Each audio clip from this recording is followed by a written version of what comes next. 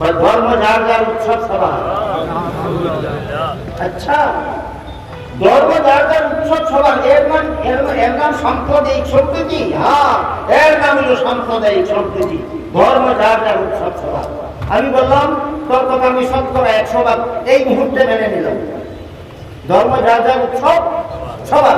তুই গেলে হিন্দুদের দুর্গা পূজার মিষ্টি খাইতে, সবগুলি হিন্দুদের কুরবানির গরুর গোশত খাওয়াই দিবে। সাম্প্রদায়িক সম্প্রীতি রক্ষা কর। আপনারা ধরুন আপনাদের কারোখানা থাকে, আজ পর্যন্ত কোন হিন্দু ঈদুল আজহায় কুরবানির গরুর গোশত খেতে এসেছে আপনাদের ঘরে? একটাও না। কোন মুসলমান হিন্দুদের দুর্গা পূজার মিষ্টি খাইতে যায় কিনা?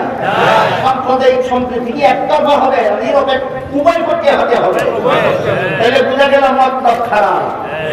সাম্প্রদায়িক সম্প্রীতিটা খারাপ মতলবে ব্যবহার করা হয়। শুধু মুসলমানদেরকে দুর্গা পূজার মিষ্টি খাওয়াবার জন্য, হিন্দুদেরকে কুরবানির গরুর গোশত খাওয়াবার জন্য নয়। মতলব খারাপ।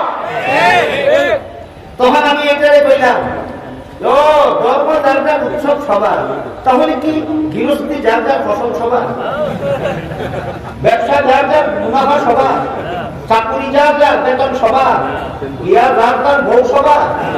বল আপনারা কি বলেন?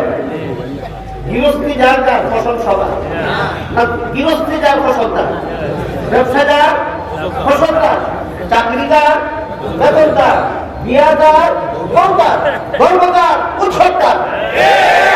এর নাম সাম্প্রদায়িক সম্প্রীতি। যেমন ভাবে গৃহস্থী যার ফসলদার, যেমন ভাবে চাকরি যার বেতনদার, যেমন ভাবে ব্যবসা যার মুনাফাদার, যেমন ভাবে বিয়াদার বউদার, তেমনি ভাবে ধর্ম যার উৎসবদার। এর নাম সাম্প্রদায়িক সম্প্রীতি।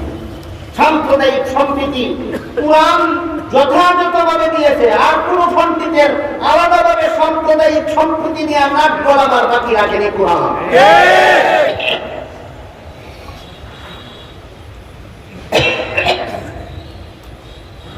এই জন্য সূরা আলে ইমরানের 85 নম্বর আয়াতে আল্লাহ সুস্পষ্ট ভাষায় ঘোষণা করেছেন, মান ইয়াবতাগি গায়রাল ইসলামি দীনান ফালান ইউকবালা মিনহু ওয়া হুয়া ফিল আখিরাতি মিনাল খাসিরিন। ইসলাম ছাড়া আর কোন ধর্ম আল্লাহর কাছে গ্রহণযোগ্য নয়। কেউ যদি সারা জীবন সাম্প্রদায়িক সম্প্রীতি মুখে মুখে বলে, সকল ধর্মাবলম্বীদের ওই যার যার ধর্ম পালনের স্বাধীনতা আছে, এখানে দেখে, কিন্তু ইসলাম ছাড়া আর কোন ধর্ম আল্লাহর কাছে গ্রহণযোগ্য নয়, জীবনে একবারও যদি না বলে, জীবনে একবারও সূরাতুল বাকারার 256 নম্বর আয়াতে আল্লাহ বলেছেন, সমস্ত ধর্মাবলম্বীরা যার যার ধর্ম পালনের স্বাধীন। এটা সারা জীবনই কয়। আলে ইমরানের 85 নম্বর আয়াতে বলেছেন, ইসলাম ছাড়া আর কোন ধর্ম গ্রহণযোগ্য নয়, একবারও বলে। এমন মুসলমান আছে বিদেশে, এরা ইসলামের নামে বিশুদ্ধ মতবাদে বিশ্বাসী না, ইসলামের নামে পূজার ধর্মে বিশ্বাসী, ইসলামের নামে পূজার ধর্মে বিশ্বাসী। শুধু বিশ্বাসী নয়, আজকাল মূর্তি পূজারী প্রীতি মুসলমানের রক্তের কড়ায় কড়ায় মিশে গেছে। মূর্তি পূজারী প্রীতি মুসলমানের রক্তের কড়ায় কড়ায় কড়ায় মিশে গেছে।